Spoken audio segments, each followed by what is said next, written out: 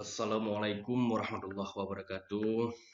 Selamat pagi, selamat berjumpa kembali dengan Bapak Johan, pelajaran bahasa Indonesia di SMK. Mari sama-sama kita bersyukur kepada Allah. Mari sama-sama kita berselawat kepada Nabi.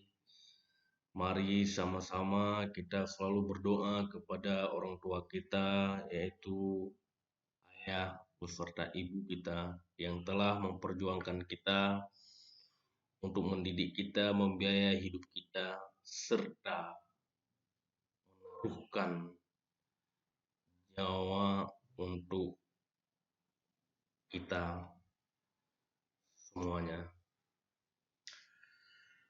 Saudaraku, sahabatku, muridku, serta teman-teman dimanapun Anda berada, mari sama-sama kita belajar sungguh-sungguh dengan kata tidak ada berhenti belajar.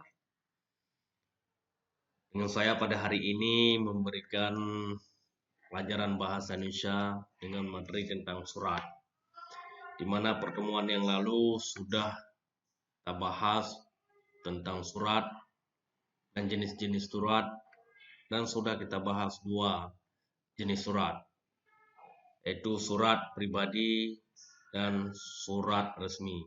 Pada pertemuan hari ini kita membahas surat niaga. Nah, apa itu surat niaga? Surat niaga digunakan oleh instansi menggunakan usaha niaga seperti industri dan usaha jasa. Surat niaga terdiri atas surat jual beli, kwitansi, dan perdagangan. Nah, kalau berbicara surat niaga, itu adalah surat yang dikeluarkan atau surat yang berhubungan dengan instansi-instansi tentang usaha-usaha.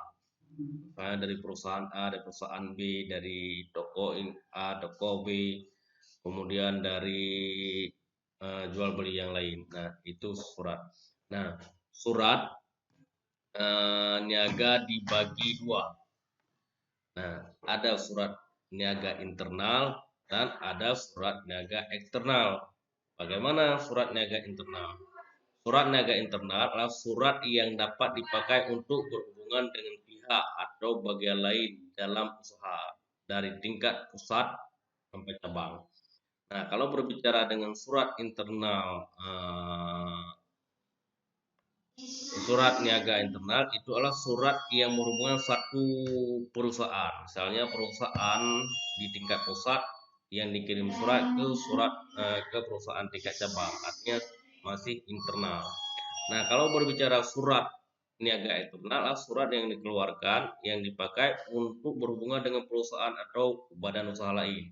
Dari perusahaan A mengirim surat ke perusahaan B, perusahaan B mengirim surat ke perusaaan C, atau dengan instansi yang berhubungan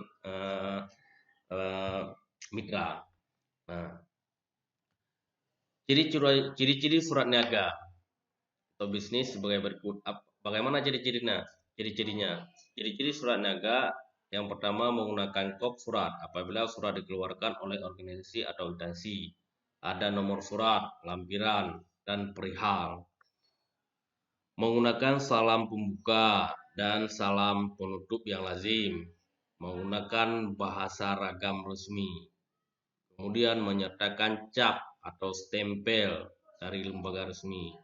Kemudian yang terakhir format surat baku. Nah, jadi pada pertemuan ini saya membahas ciri-ciri surat niaga atau surat bisnis itu ada 6. Nah, seperti saya sebutkan tadi. Nah, kemudian itu tentang surat niaga. Kemudian kita lihat lagi surat dinas atau pemerintah. Bagaimana surat dinas? Nah, surat dinas ini surat yang jenis surat yang lain. Sudah masuk surat dinas. Surat dinas merupakan surat resmi yang dikirim untuk kepentingan dinas, kepentingan administrasi pemerintah.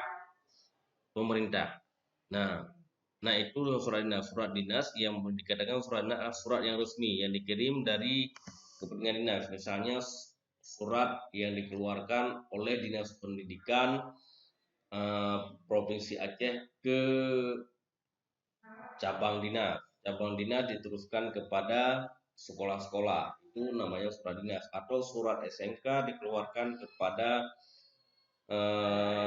siswa sebagai surat aktif atau sebagai surat pindah dan lain-lain ke surat dinas. Apa fungsi surat dinas? Fungsi surat dinas yaitu bukti tertulis, alat pengingat, karena dapat dijadikan sebagai arsip bagi intensi. Nah, kemudian bukti sejarah atas perkembangan intensi dan pedoman kerja dalam bentuk surat keputusan dan instruksi. Nah, pedoman kerja hari ini kita dalam keadaan COVID bisa ketua tim gugus memberikan surat seruan atau petunjuk-petunjuk secara protokoler untuk dilaksanakan di sekolah-sekolah atau di instansi-instansi pemerintah. Itu namanya surat pedoman kerja dan instruksi. Nah, ciri-ciri surat dinas. Bagaimana ciri-ciri surat dinas? Ciri-ciri surat dinas menggunakan kop surat, instansi atau lembaga, menggunakan nomor surat, lampiran dan perihal, menggunakan salam pembuka dan salam penutup yang baku, menggunakan bahasa baku atau ragam resmi, menggunakan cap, stempel, instansi atau kantor pembuat surat, format baku. Nah, ciri-ciri surat dinas juga ada 6 macam seperti yang sudah saya sampaikan tadi.